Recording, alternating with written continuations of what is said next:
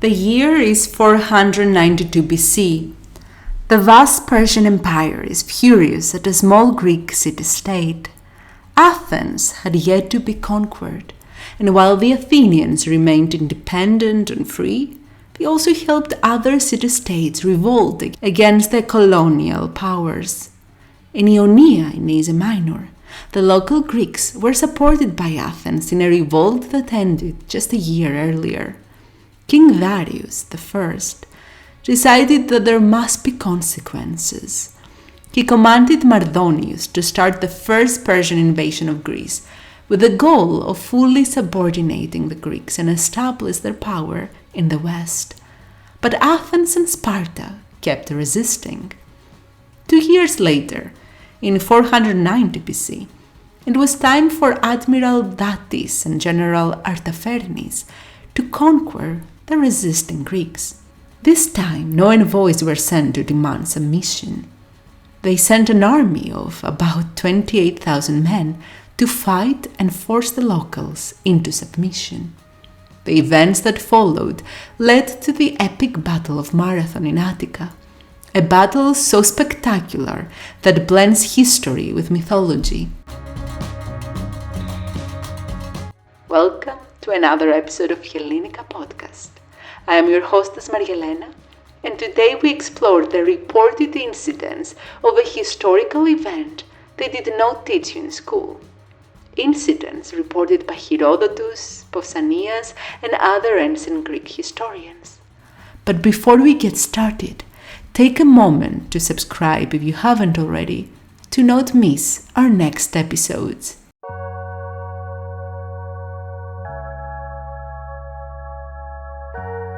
In 490 BC, Darius and Artaphernes crossed the Aegean Sea, where they managed to capture and subjugate the Cycladic islands.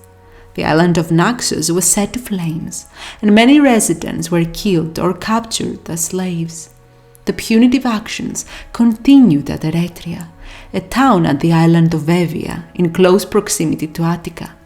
Now it was time to attack the two major powers, Athens and Sparta.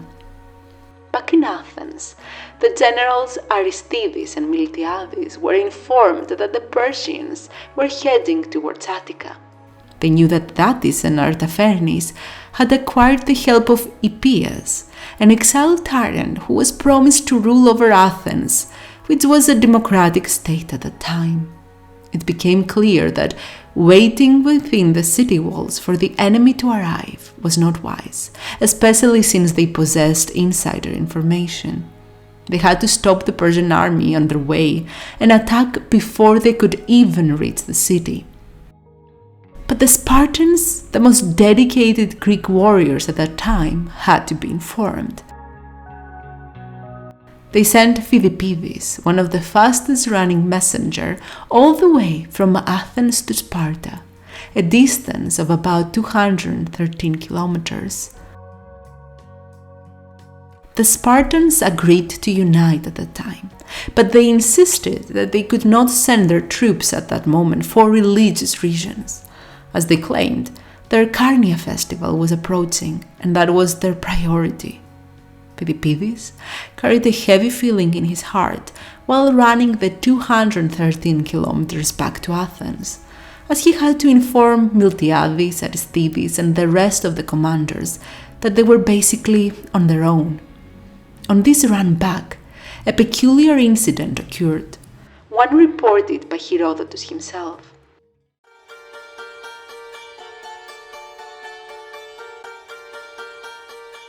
As he passed by Mount Parthenium near Teia in Arcadia, Philippides noticed a creature exiting a cave and hiding behind a tree. He soon realized that the creature was neither a human nor an animal. God Pan himself had appeared before him in his half-goat, half-man form. "Your people had forgotten me," Pan complained. As the god of shepherds and livestock, God Pan was worshipped outside of big cities such as Athens. According to Herodotus, Pan called him by name and told him to ask the Athenians why they paid him no attention, in spite of his friendliness towards them and the fact that he had often been useful to them in the past, and would be so again in the future. Once Philippides arrived back in Athens, the bad news were balanced with the positive feeling that the gods were on their side. Pan did not appear to the runner out of nowhere.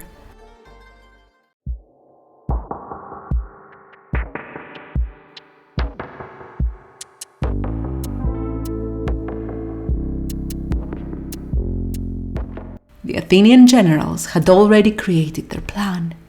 They would stop the Persians outside of Athens, specifically in the hilly terrain of Marathon, on the northeastern part of Attica. 9,000 Athenians and 1,000 men from the small nearby town of Plataea formed a phalanx. From afar, they looked like a spiky giant warrior, ready to destroy anyone who dared come near him. As the Persians were the strongest with their cavalry, they made sure to secure their positions on the highest points of the rocky hills, making it difficult for the horses to turn and navigate freely among the fighters. Goddess Athena's strategic planning was on their side, while they prayed to the gods and the heroes of the past for their support. It did not take long for the Persians to cross Marathon. It became obvious that the Greeks were outnumbered, 10,000 men against approximately 28,000. And that is when another incident occurred, blending mythology with history. Out of nowhere, a visceral, gut-wrenching scream echoed through a nearby cave. It was so loud and otherworldly that the Persian army, which consisted mostly of warriors motivated by money and slaves, became disorganized. Some panicked and ran away, others stayed put, while some started running towards the Greeks without the required support. The Athenians and their allies from Plataea took advantage of the situation, and a vicious battle began. During the battle, a number of miraculous appearances and interventions were reported, which historians categorize as legendary creations rather than historical events. It is up to you to believe whether these events were true or not.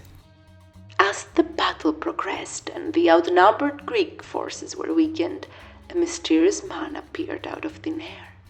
He was dressed up like a farmer, and he held a plow and a cattle prod. They were his lethal weapons.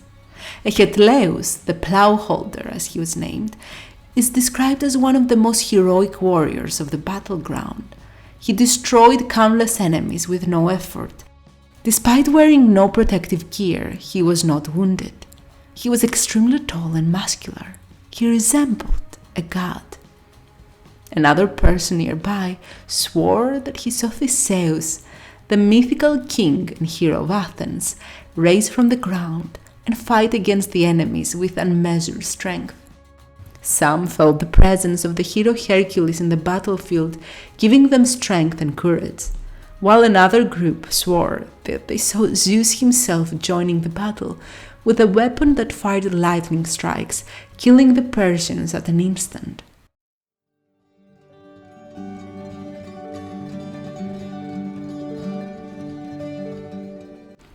Whatever happened at Marathon was truly legendary. With or without supernatural assistance, the Athenians won the battle, despite being outnumbered. Herodotus reports that 203 Greeks were killed versus 6,400 Persians. Although it is not officially reported by the historians of the time, it is believed that the runner Philippides ran the entire 40 kilometers from Marathon to Athens to announce "Nenikikamen, we won." Exhausted from the previous run and the battle, and ultimately excited for the news, the young runner fell on the ground at that very moment. He had lost his life as a hero. He is commemorated to this day around the world during the countless organized marathon runs. After that victory, the Athenians made sure to dedicate the shrine to god Pan, who had instilled fear and panic at the hearts of the Persians. Echetlaeus, the mysterious plough fighter who disappeared after the battle, was worshipped as a hero, and he can be observed at a painting located at the Stoa Pikili in the north side of the ancient Agora of Athens, where all the heroes of Marathon are depicted. The Persians sworn to come back, but their second attempt is perhaps a story for another episode. If you enjoyed watching this one, make sure to like and share it with someone who loves Greek history and mythology. I look forward to reading your comments down below. You can consider becoming a Helinika Society member or subscribe for free to this YouTube channel. See you soon in the next episode.